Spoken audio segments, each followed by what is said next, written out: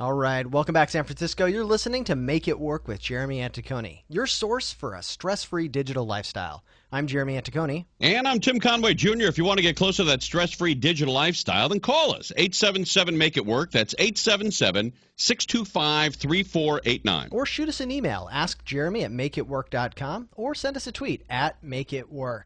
Coming up this hour, Tim, we've got some email from the Make It Work inbox, plus we'll be getting to several listener voicemails, but first we've got something special. Yes, we've got a very special guest in studio today. That's right. Joining us now is Jay Freeman. He's also known in the online world as Saurik, and it is said that his efforts have directly contributed to the number of jailbroken iPhones out there today. So Jay, thanks for joining us. Thank you very much for having me. All right. Hey, were you the first guy to ever jailbreak a phone? No, I was definitely not. No, you weren't. So tell us a little bit about that. How did jailbreaking come about? And first, maybe it'd be a good idea for a lot of our listeners that may not know what jailbreaking is, for just to give you a brief description of what jailbreaking is. So the general idea with jailbreaking is to allow users to take control of their device. So Apple is very controlling. There's an old saying about Ford motor cars that you could have any color you want as long as it's black, and that very much applies to Apple. So until very recently, you could have any wallpaper you want as long as it's black. So users jailbreak their phones to take back that control. They can put anything they want on their phone. They can make modifications to anything. It really makes it their device again. So you'd ask about jailbreaking history. So my understanding, and for all I know the story is apocryphal, is that George Hotz, at the time 17, went with a friend of his to the Apple Store in order to pick up his iPhone, the original iPhone 2G. And the way that it worked is you bought your phone at the store, took it home, plugged into iTunes, and at that point it would activate with AT&T. Only George didn't know that it only worked with AT&T. He used T-Mobile. So when he got home, he plugged it into his iTunes, it connected up, and it just would not turn on. And he was very sad and decided he was going to fix it.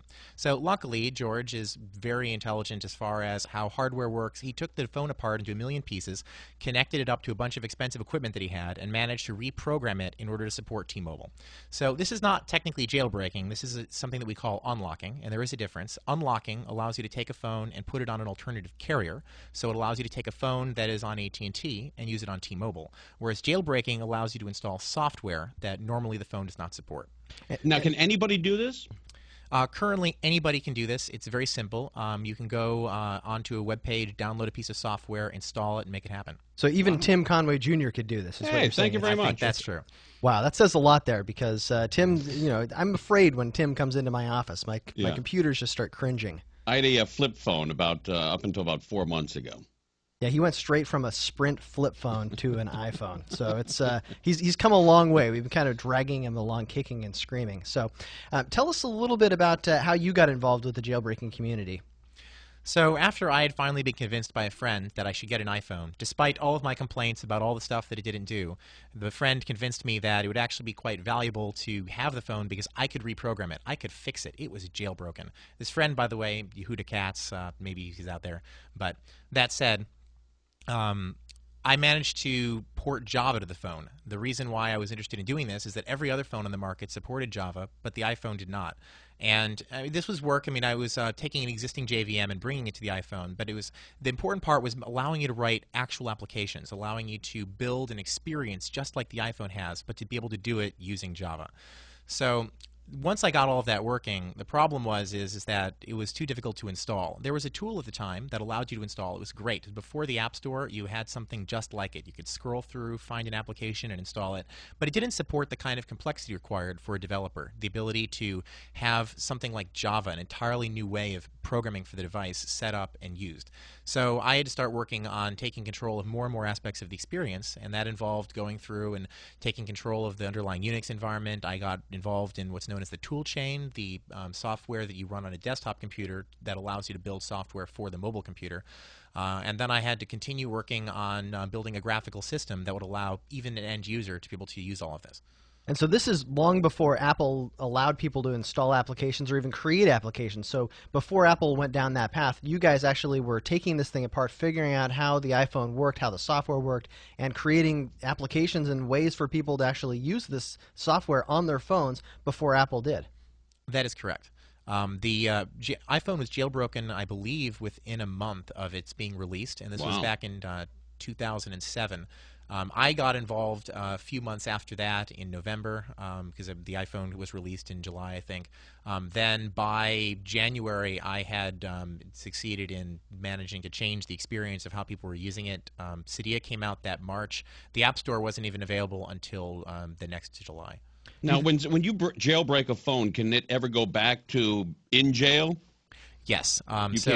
It's very simple. At any point, you can take your phone, plug it into iTunes, press the button called Restore, and it'll put it right back to how Apple wants it. We're going to test that theory because I've got a phone here that was jailbroken and will not boot now. So hopefully I'm doing something wrong. Hopefully he'll be able to show me a trick or two here. Some people say that jailbreaking is quote-unquote illegal.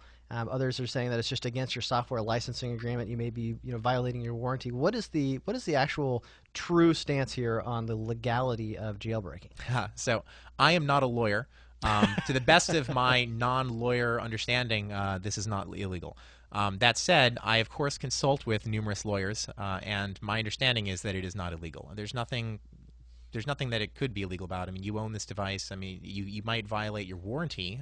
So if you jailbreak your phone, you're not supposed to take it back to Apple to get fixed. But even that, there are some individual states, and I think there may even be federal legislation regarding what a warranty is allowed to state, and it may be that you're not allowed to say that you can't have a warranty if you've jailbroken your phone.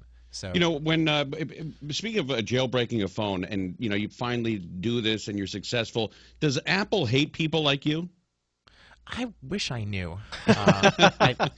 Sometimes I sit around and I would just love to know whether Steve Jobs secretly despises me, thinks about ways of strangling me, whether he just really doesn't care. Well, Steve, if you are listening, Steve, shoot us an email and let us know what you think of Jay, because I certainly have appreciated a lot of the things he's done, and I think that what the jailbreaking community has created really has opened up the doors for a lot of things on the iPhone, and certainly long before the App Store was available, I was jailbreaking my phones and installing applications to enhance the functionality. I probably would not have continued to use an iPhone if I wasn't able to install those applications early on to really get the hooks in me to keep me wanting to use the platform. So I think that it probably has gone a long way for a lot of people to keeping them on the platform. And you had video before anybody, is that right? Yeah, you wrote Cycorder, right? It was one of the first video recording applications. That is correct. It was certainly the first video recording application that was actually usable.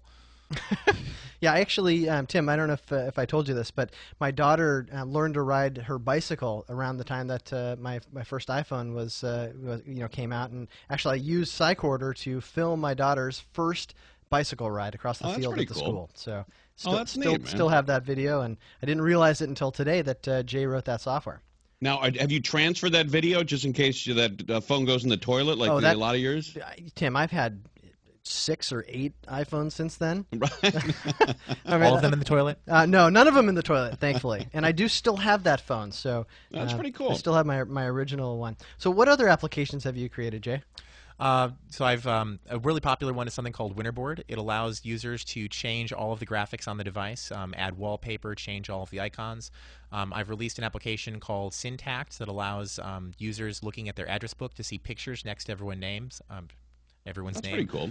So Springboard or Winterboard came about, or the name for Winterboard came about because of Springboard, right? Well, even more importantly, Winterboard came about because there was a predecessor to it called Summerboard that offered similar but much more limited functionality. The developer of that application disappeared. I actually never got a chance to meet him, but I really wish that I had.